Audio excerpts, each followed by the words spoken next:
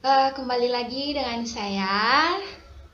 Seperti yang biasa, sebelum kita masuk pada video pembelajaran, terlebih dahulu saya memperkenalkan diri saya. Semoga teman-teman dapat mengingat. Tidak bisa mengingat nama, lupa pun jadi iya. Oke, perkenalkan nama saya Magis Tracy Purba, biasa dipanggil dengan Magis dengan NPM A1E021042. Sekian banyak video, 13 video teman-teman. Di dalam pembukaan itu, di dalam perkenalan itu saya tidak pernah menyebut saya dari kelas mana.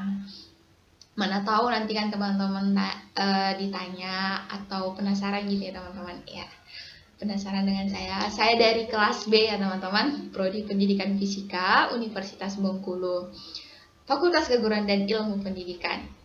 Oke. Tidak terasa waktu cepat berlalu teman-teman. Dan pada saat ini, dalam video terakhir ini kita akan membahas bab yang terakhir, yaitu bab yang ke-14 dari mata kuliah pengelolaan pendidikan tentang manajemen pendidikan dengan dosen pengampu Bapak Dr. Muhammad Kristiawan MPD. Adapun judul dari bab yang ke-14 ini yaitu Total Quality Management. Oke, penasaran dengan isi dari judul bab yang ke-14 ini? Kita langsung pada topik pembahasan pada bab yang ke-14. Check it out. Oke. Adapun topik pembahasan yang akan kita bahas pada bab yang ke-14 ini, yang pertama, konsep dasar Total Quality Management. Yang kedua, pengertian Total Quality Management, Quality Time. Pengertian Total Quality Time. Yang ketiga, pemikir-pemikir Total Quality Management. Yang berikutnya yaitu implementasi Total Quality Management di lembaga pendidikan.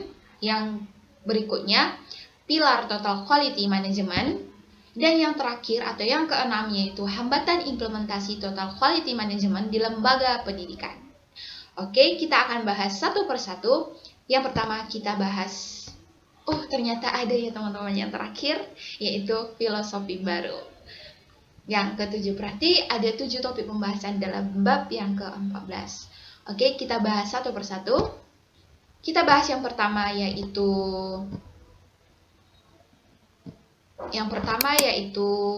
konsep dasar Total Quality Management. Total Quality Management atau TQM merupakan suatu usaha keras yang membutuhkan kerjasama dari semua instansi pendidikan. Instansi pendidikan ini di sini dimaksudkan yaitu para staf pegawai, guru-guru, serta kepala sekolah. Terkait perwujudan mutu dalam lembaga pendidikan atau sekolah, pada awalnya Total Quality Management ini berasal dari dunia bisnis dan diharapkan dan diterapkan khusus pada dunia perusahaan saja. Tetapi seiring berjalannya waktu, Total Quality Management atau TQM juga diterapkan dalam pendidikan atau sekolah teman-teman.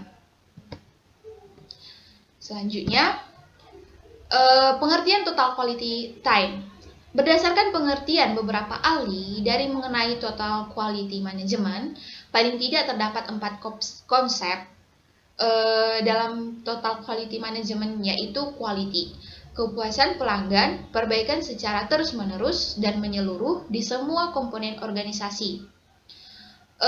Goss dan Davis mengemukakan bahwa Total Quality Management atau TQM dapat ditinjau dari 2 aspek, yaitu yang pertama, Total Quality Management atau TQM yang didefinisikan sebagai suatu pendekatan dalam menjalankan usaha dengan memaksimalkan daya saing melalui penyempurnaan yang terus-menerus atas produk, jasa, manusia, proses, dan lingkungan organisasi.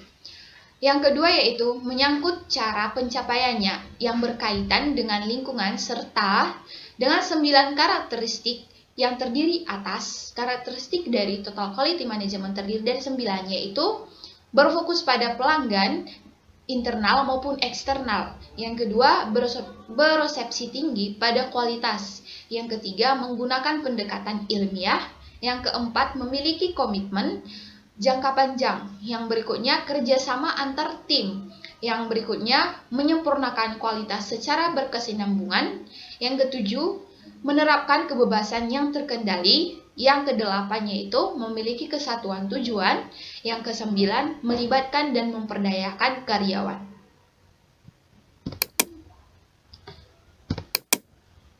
Salah satu konsep dari Total Quality Management atau TQM dalam pendidikan adalah konsep tim. Konsep tim di sini artinya bahwa para anggota organisasi pendidikan dan satuan pendidikan bekerja sama dalam sekelompok atau kelompok kecil untuk satu tujuan yang ditetapkan dengan fokus kualitas pelanggan pelajar yang berimplikasi pada kualitas lulusan sebagai produk dari pendidikan. Visi di sini merupakan ide yang ingin dicapai suatu lembaga yang sifatnya abstrak dan merupakan cerminan masa depan. Jadi visi ini merupakan gambaran dari masa depan, hasil yang akan kita dapat dari proses yang kita kerjakan teman-teman. Sedangkan strategi yaitu program luas atau menentukan dalam mencapai tujuan organisasi tersebut. Jadi strategi di sini merupakan cara-cara yang digunakan untuk mencapai sebuah tujuan dari organisasi tersebut.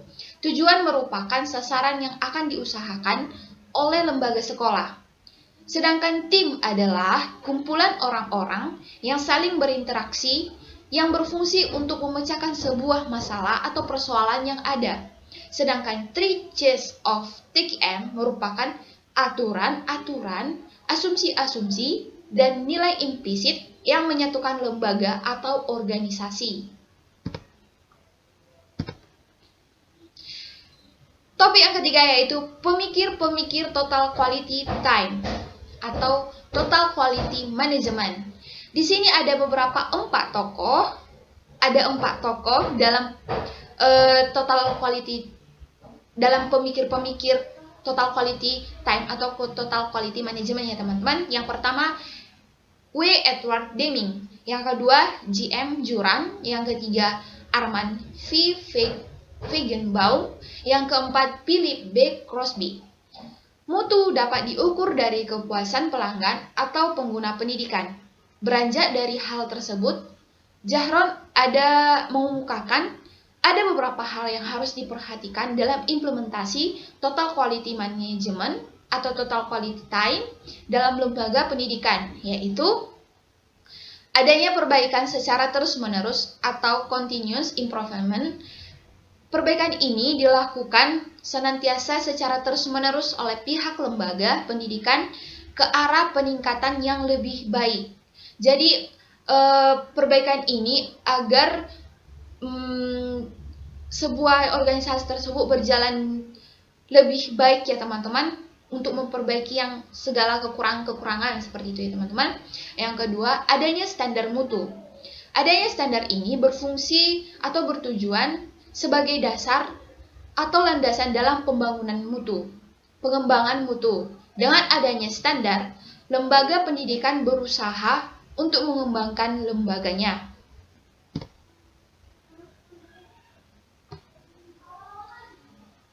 Mutu itu berada pada topik yaitu implementasi TQM di lembaga pendidikannya teman-teman.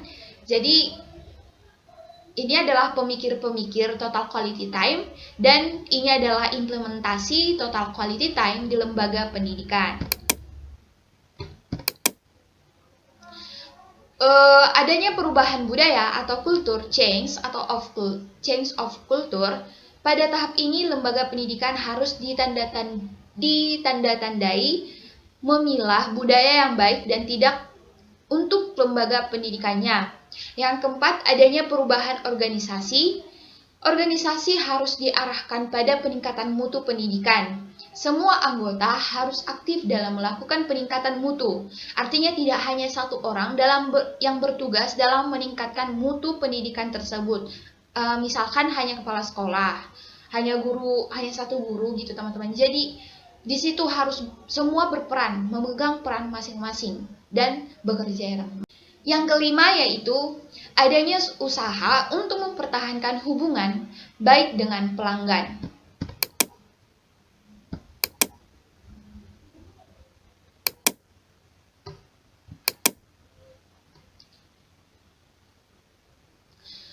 Adapun prosedur dalam mengimplementasikan Total Quality Management atau TQM pada dasarnya menempuh 3 tahapan, yaitu yang pertama, tahapan persiapan, yang kedua, tahapan pengembangan sistem, yang ketiga, tahapan implementasi sistem. Faktor yang mempengaruhi implementasi kurikulum dalam Total Quality Management yaitu yang pertama, leadership kepemimpinan, yang kedua, recruitment dan pelatihan staff yang bertugas harus memiliki kompetensi agar dapat melaksanakan tugasnya dengan baik. Yang ketiga, sistem reward lembaga perlu untuk merinci kebijakan yang menyangkut kesempatan yang sama dan metode serta prosedur yang digunakan untuk mencapai tujuan. Yang keempat, aturan organisasi keberhasilan penerapan Total Quality Management dalam lembaga pendidikan lebih banyak disebabkan oleh sistem dan prosedur yang diorganisir dan didesain secara komprehensif dan terintegrasi dalam suatu ketentuan yang disepakati dan dapat dilaksanakan secara konsisten dan terpadu.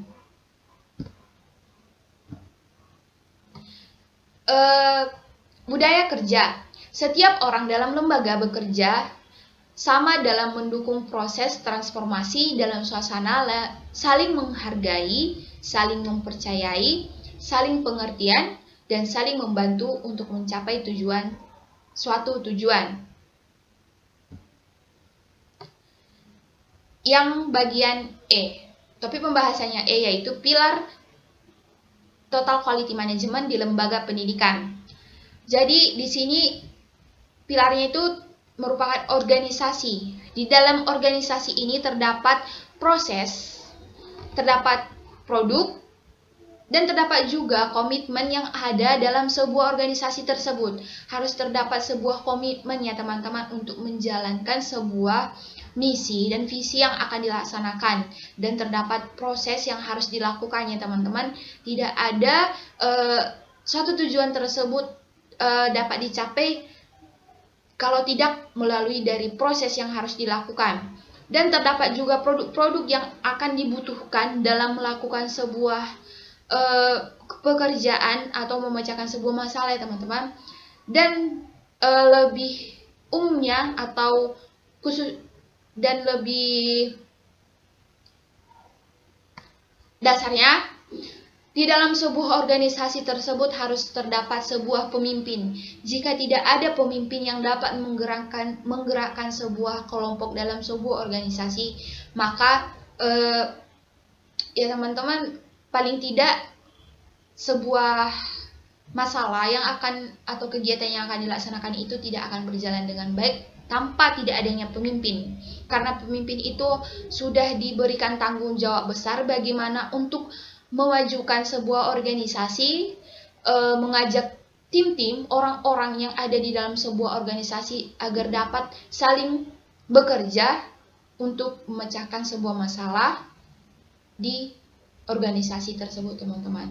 Jadi paling khususnya itu harus terdapat seorang pemimpin ya teman-teman untuk memajukan organisasi tersebut.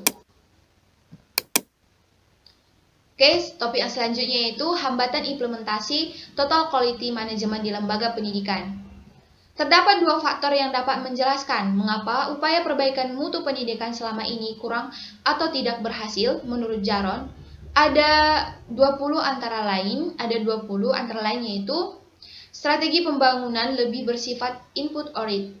Strategi yang demikian lebih berstandar pada asumsi bahwa bila mana semua input pendidikan telah dipenuhi, seperti penyediaan buku, alat belajar lainnya, sarana pendidikan, pelatihan guru, lembaga pendidikan atau pendidikan dasar, menengah, dan atas, akan dapat menghasilkan output atau hasil yang akan dikeluarkan yang bermutu sebagaimana yang diharapkan. Yang kedua, pengelolaan pendidikan selama ini masih bersifat makro, yang diatur oleh jajaran birokrasi di tingkat pusat. Akibatnya banyak faktor yang diproyeksikan di tingkat makro atau pusat tidak terjadi atau tidak berjalan sebagaimana mestinya di tingkat mikro atau lembaga pendidikan. Lembaga pendidikan dalam menerapkan manajemen mutu agar berhasil perlu dirumuskan beberapa prinsip pokok yang sebagaimana dikemukakan oleh Surplus.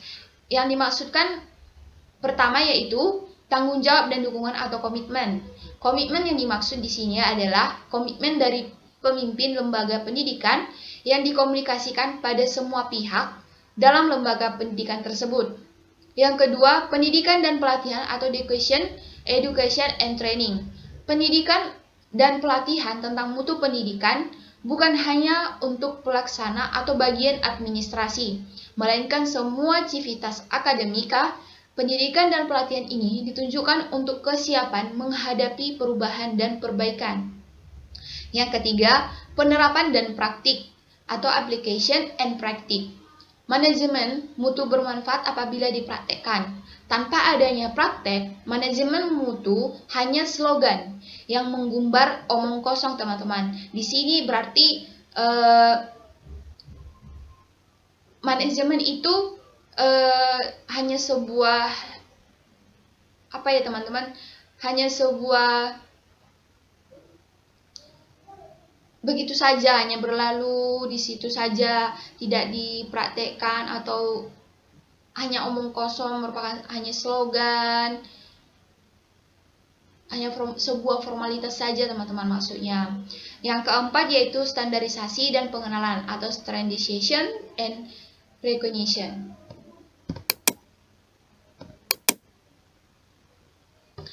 Adapun faktor kesuksesan manajemen mutu pendidikan yaitu antara lain: satu, kepemimpinan yang kuat. Semua unsur pemimpin itu harus mendukung penerapan filosofi manajemen mutu. Mutu pendidikan akan terwujud apabila diusahakan atau dilaksanakan secara menyeluruh, bukan departemental atau hanya sebagian-bagian saja, melainkan harus seluruhnya ya, teman-teman. Yang kedua, perbaikan sistem secara berkesinambungan. Sistem merupakan serangkaian proses yang merupakan suatu kesatuan yang saling terkait satu sama lain atau satu kesatuan yang utuh yang berkaitan antara satu sama lain. Yang ketiga, metode statistik. Bahwa setiap personel yang melaksanakan manajemen mutu harus berani berbicara berdasarkan fakta atau data. Jadi mutu bukan hanya diukur secara kualitatif saja, melainkan kuantitatif. Yang keempat, memiliki visi dan nilai bersama. Visi dan nilai bersama mengandung arti sepakat. Pesan sepakat untuk menjadikan mutu sebagai the way of life. Yang kelima, pesan dan perilaku konsisten disampaikan kepada pelanggan. Yang berikutnya yaitu filosofi baru. Menurut Prawirosentono dalam bukunya yang berjudul Filosofi Baru, yaitu tentang manajemen mutu terpadu, bahwa para manajer atau pemimpin harus membuat produk dengan mutu yang sesuai dengan kebutuhan masyarakat atau yang kepala sekolah yang sesuai dengan kebutuhan peserta didik, guru-guru yang akan melakukan sistem pembelajaran di sekolah, teman-teman. Tujuannya itu agar produk yang dibuat dapat dipakai dalam masyarakat atau sekolah, karena produk itu mempunyai mutu yang sesuai dengan kebutuhan masyarakat. Dasar dari filosofi mutu produk mempunyai beberapa prinsip, yaitu sebagai berikut. Yang pertama, tidak ada pendekatan tunggal yang bertujuan untuk memecahkan masalah mutu produk dalam organisasi. Yang kedua, produk bermutu prima, yaitu hanya dihasilkan oleh organisasi yang mempunyai struktur organisasi yang baik, proses produksi yang andal, dan manajemen pembelian bahan baku yang juga sangat baik. Penerapan total quality management dipermudah oleh beberapa piranti yang sering disebut alat total quality management. Alat-alat ini bertujuan untuk membantu kita untuk menganalisis dan mengerti masalah-masalah serta membantu untuk dalam sebuah perencanaan. Ada 8 alat total quality management yang diuraikan, yaitu yang pertama, curah pendapat atau sumbang saran. Brainstorming. Curah pendapat atau sumbang sara di sini memiliki pengertian bahwa perencanaan yang dapat digunakan untuk mengembangkan kreativitas kelompok. Curah pendapat dipakai antara lain untuk menentukan sebab-sebab yang mungkin dari suatu masalah yang merencanakan langkah-langkah suatu proyek. Yang kedua, diagram alur atau bagan arus proses, yang merupakan suatu alat perencanaan dan analisis yang digunakan antara lain untuk menyusun gambar proses tahap demi tahap untuk tujuan analisis, diskusi, atau komunikasi, dan menemukan wilayah-wilayah perbaikan dalam proses.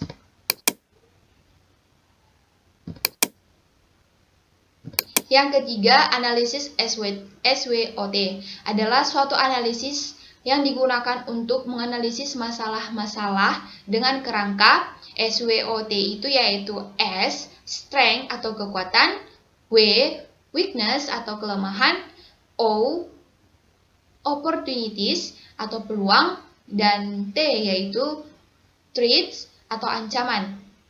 Yang keempat, ranking preferensi yang merupakan suatu alat interpretasi yang dapat digunakan untuk memilih gagasan dan pemecahan masalah di antara beberapa alternatif. Yang kelima, analisis tulang ikan.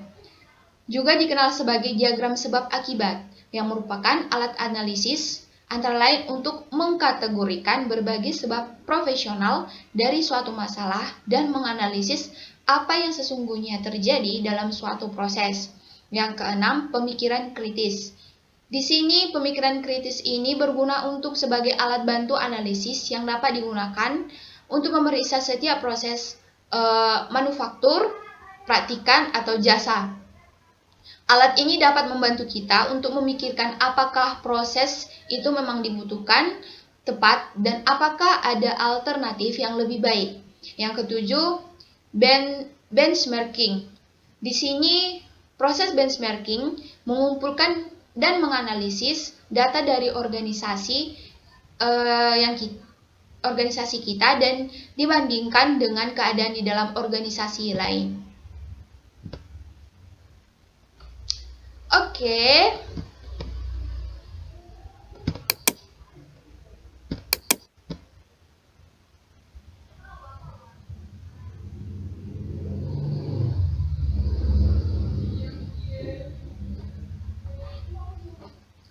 Oke, sekian dari video pembelajaran kita tentang bab yang ke-14 yaitu Total Quality Management. Tidak terasa ya teman-teman, ini adalah pertemuan kita yang terakhir dan semoga ini bukan yang terakhir. Dan semoga kita dapat bertemu lagi ya teman-teman, baik itu dalam keadaan virtual atau secara langsung ya teman-teman. Mustahil, tetapi tidak ada yang mustahil bagi teman-teman. Oke, dalam sekian banyak 14 topik pembelajaran kita tentang manajemen pendidikan. Di situ kita sebagai calon-calon pendidik atau para guru-guru, kita diajarkan bagaimana memanajemen dalam sebuah pendidikan tersebut. Di sini kita juga belajar bagaimana sekolah yang efektif, guru-guru yang efektif, kepala sekolah untuk orang-orang yang ingin menjadi seorang kepala sekolah, bagaimana untuk memajukan sekolahnya tersebut. Kita telah belajar di dalam pengelolaan pendidikan ini tentang manajemen pendidikan ya teman-teman. Terlebihnya kita telah mengerti apa itu pengertian dari manajemen dan sekolah-sekolah yang efektif, pengertian peserta didik, pendidik, perguruan tinggi, dan masih banyak lagi 14 topik itu ya teman-teman. Semoga melalui video-video tersebut teman-teman dapat mengerti, dapat mengambil sisi-sisi positif dan ilmu yang bermanfaat untuk teman-teman. Dan mungkin dari sekian video banyak terdapat kesalahan-kesalahan yang saya buat, baik itu dalam pembawaan pembelajaran ataupun kesalahan dalam penulisan PowerPoint. Saya minta maaf ya teman-teman. Hanya satu pesan saya, semoga teman-teman tetap semangat dalam melakukan pembelajaran, yang sedang kuliah, yang sedang sekolah, semoga tetap perlindungan, tetap semangat, jangan pernah menyerah ya teman-teman. Kita saling mendukung, saling berdoa, semua akan pasti bisa ya teman-teman. Kita yakin kita pasti bisa. Oke, sekian dari video saya. Semoga kita dapat move on ya teman-teman. Oh, tidak. Oke, sekian dari video saya tutup. Sampai jumpa, semoga kita bisa bertemu lagi, baik itu dalam video lainnya. Dan jangan lupa like ya teman-teman, subscribe. Hanya itu permintaan saya, semoga teman-teman dapat menjalankannya. Subscribe, jangan lupa ya teman-teman, don't forget to subscribe. Oke, saya tutup. Sekian dan terima kasih. Saya mengucapkan banyak terima kasih kepada teman-teman yang selalu menonton video saya, dan teman-teman yang sudah like dan subscribe dan mendukung. Saya mengucapkan terima kasih. Sekian dan terima kasih. Saya tutup. Dadah. Semoga teman-teman sehat selalu, jauh dari COVID-19. Semangat dalam sekolahnya teman-teman. Kita pasti bisa. Yuk bisa. Dadah. Dadah.